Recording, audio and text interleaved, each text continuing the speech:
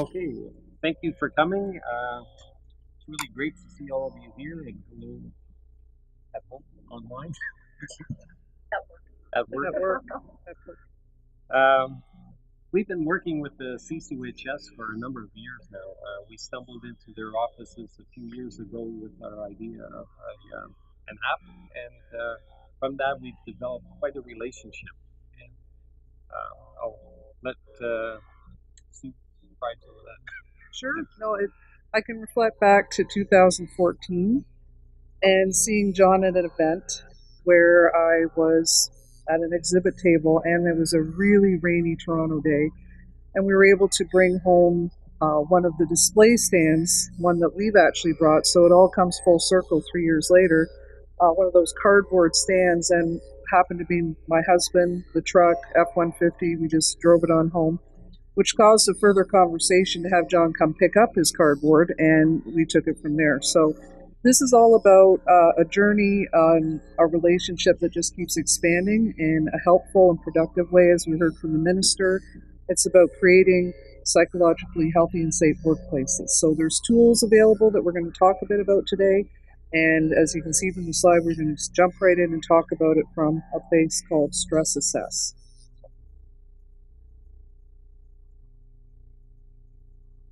The mental injury toolkit is something that we've developed, and we'll tell you a bit more about the history, but it's a resource for workplaces to deal with workplace stress. And a few years ago we met with people, and it was felt to be one of the key needs. Sure, we have ergonomic issues, we have hygiene issues, we have all kinds of issues, but workers and their the workplace parties were telling us we have tools to deal with these, but we have nothing for stress, and that's how the mental injury toolkit got started. So in 1950 or 1915, they had applications, but in 2015, we worked with the CCOHS to put out our first app, and since then we've had over 4,000 downloads, and it's available in Apple, in Android, and BlackBerry versions. And now we're coming to the next step to deal with StressAssess. And the idea here is we developed a questionnaire that we've been using in workplaces to assess the psychosocial hazards in the workplace.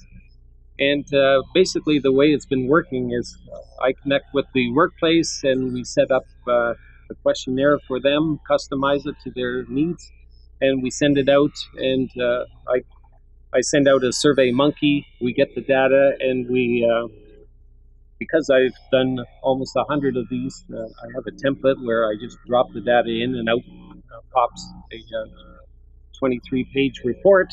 And we thought, well, what if John retires? So this is an attempt to automate the whole process so it can be done online. So we're using a 5-step approach, and this is something that we learned the hard way by not doing it the right way. So the first step is learn. We're going to be walking the people who use the website through this process, and the first thing you need to do is learn about psychosocial hazards in the workplace, mental health, and things like that. The next step, and you can see the little ducks in a row there, is organizing. You can't just jump in and throw out a questionnaire or do some type of assessment. You need to organize people so they understand what's going to happen and how to respond to it. Then you can go to the step of assessing. And then once you've got the assessment, you got to sit down and brainstorm what needs to happen to make things better. And that's when the change comes along. Once you make a change, it's always good to sit back and see how well that change got implemented. And so you have an evaluation stage. And when you do the evaluation, you learn something again, and away we go around the circle. Thanks, John. And what we pointed out here on this slide is basically the great diversity of psychosocial hazard that's going to be measured. as John's saying, having conducted approximately 100 of them, there's a lot of learning that goes into this, and there'll be a lot of advice provided, as well as the assessment of things like this. So when you hear the word offensive behaviors, it sounds broad, but it's been defined down to approximately 6 categories and other associations within the survey itself that get analyzed. So it'll be very beneficial to see how things interrelate, and noting again your mental and physical health is being addressed through the survey itself and how it's being measured. So the 2 versions, and we brought the beloved core class cardboard as well just to have it there fixed for you. But to describe a basic difference between them is that you want to know for yourself where you're at in terms of your psychological or mental health and well-being. But the workplace edition is about measuring a population and saying what's happening in my workplace. And a challenge has been thrown out today, I heard, from the minister that all workplaces in Ontario, he would want to be psychologically healthy and safe. So this is another form of evaluating that, figuring out where you're at. The personal edition, again, when we think about measure workplace stress as a test model of an app since 2014, if we look on the Google Analytics Live right now, there's somebody using it. So that's an interesting part about technology. In real time, you can see that someone is using it or someone has downloaded it in at least the last couple of days. So there obviously is a need. It's a growing need. And the more people that know that these things exist, then the intervention can happen. So it might be from the grassroots up, an individual saying, I'm having an issue, I'm having concern, and look what this is telling me in terms of a heat map, as it were. Or the workplace measuring a group of people and being able to see what's happening and what they can do about it through the advice provided. Again, some questions. So look at the breadth of what's being covered. Everything from violence and harassment policies, which are legislated or compliance driven, all the way down to individual concern about your sleep or bullying in your workplace within a constrained amount of time, like in the last 12 months, has something happened.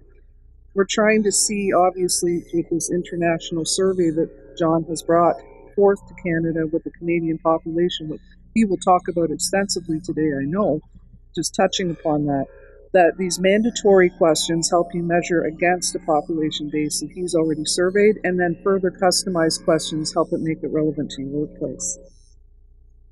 The wizard.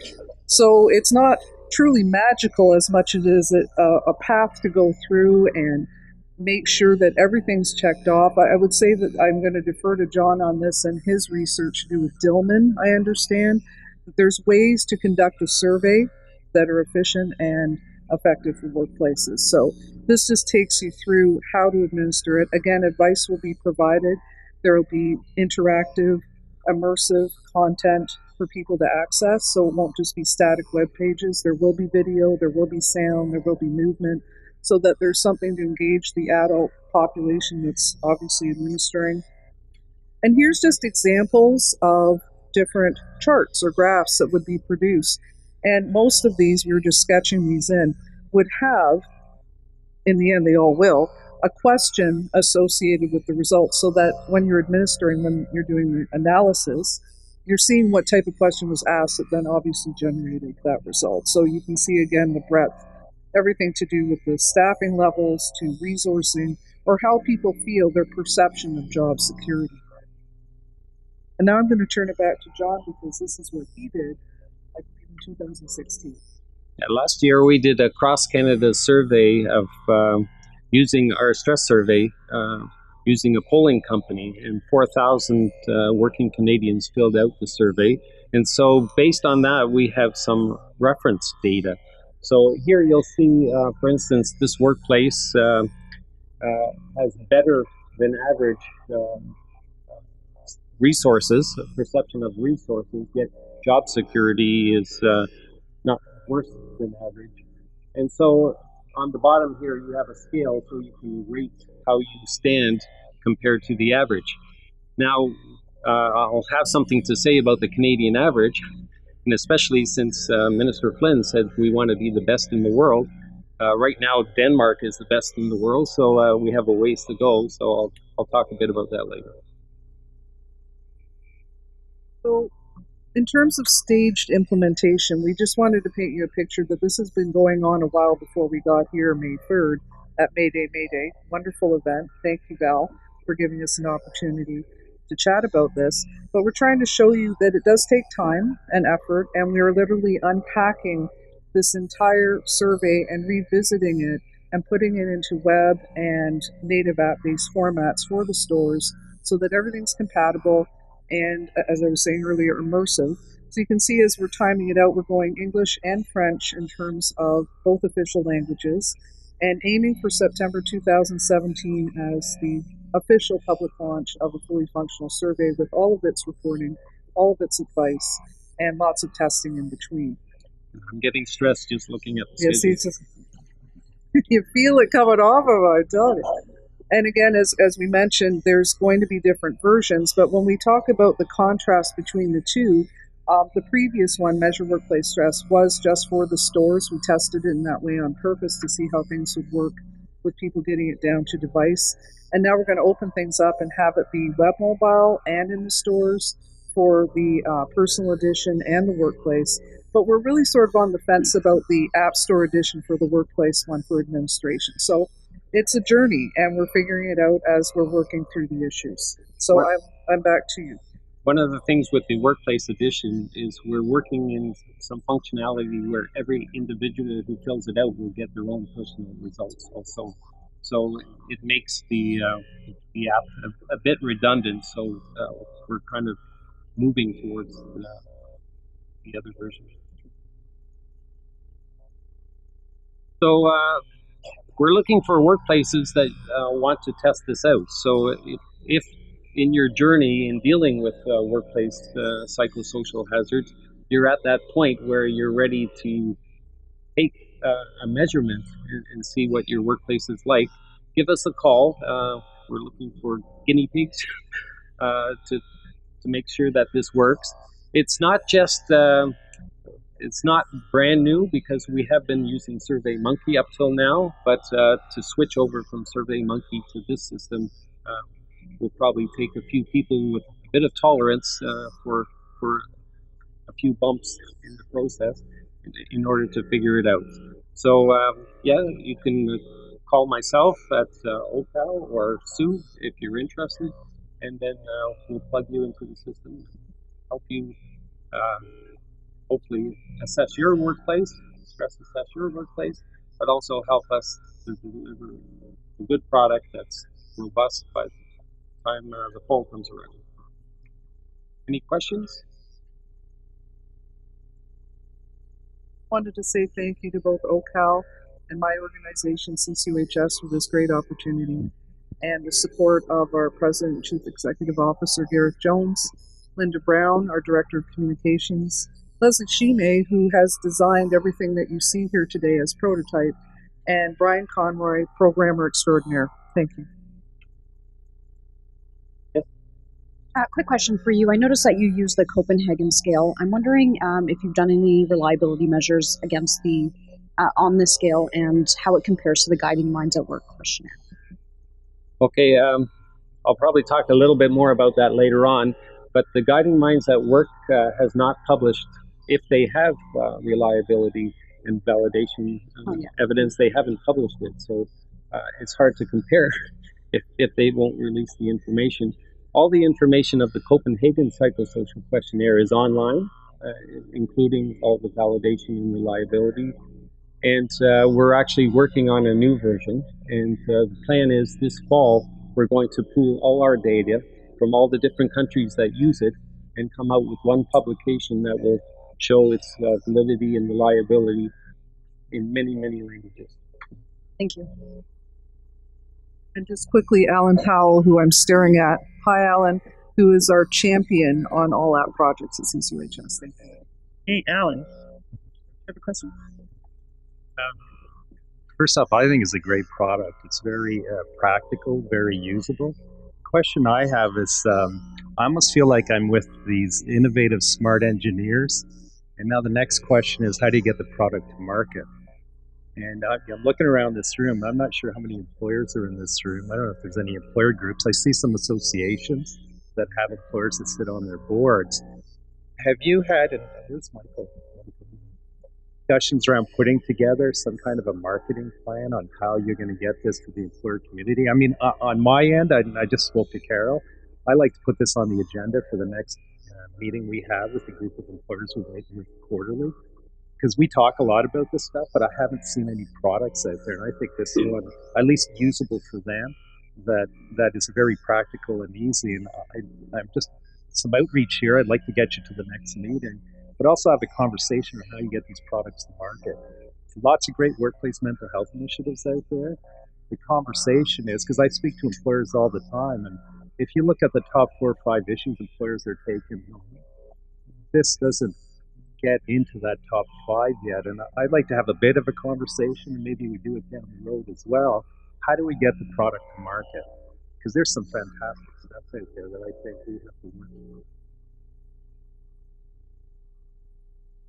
Answer that a little bit right now? Sure, I can touch upon it in the sense that that was part of the entire proposal. Mr. Gritsiotis. Absolutely, George. It's imperative, though, that more and more people become part of this ecosystem. Obviously, 2 partners get together. We have quite robust channels in terms of social and all the different people we serve as clients. We're a national organization. We obviously support Ontario because of that. OHCOW, well entrenched in the Ontario scene, and like Val herself would say, being part of all these working groups and these discussions and these business opportunities is where we need to push this along. So now that you know about it, and now that we can broach that subject and try and get it into that top 5, because if you look at their statistics, I'm sure, George, it's got to be high in terms of psychosocial hazard and claim. So if we have to approach it like the minister's saying, from a place of, even if it's, bottom line type of work versus the right thing to do, however we get there, and we're obviously looking for any form of partnership that makes sense to get this going. So thank you. Great point. Okay, we have to move on. That's my other role here, not just singing and dancing, but also being the timekeeper. Right. So I want to thank you guys for this sneak peek, and we all look forward to hearing more. And we will, of course, being participants today and having your emails on the list when it is actually live and usable by anyone, we will send out a notice, plus a bunch of other marketing that's planned in September. But we're also happy to strategize about that. So I do have a couple of umbrellas. Actually, I wasn't going to give one to John because he's got the name on his shirt, but you can give one to Alan. I'm going to give one to Alan. Yeah. Fair enough. Okay, great. So, thank you very much.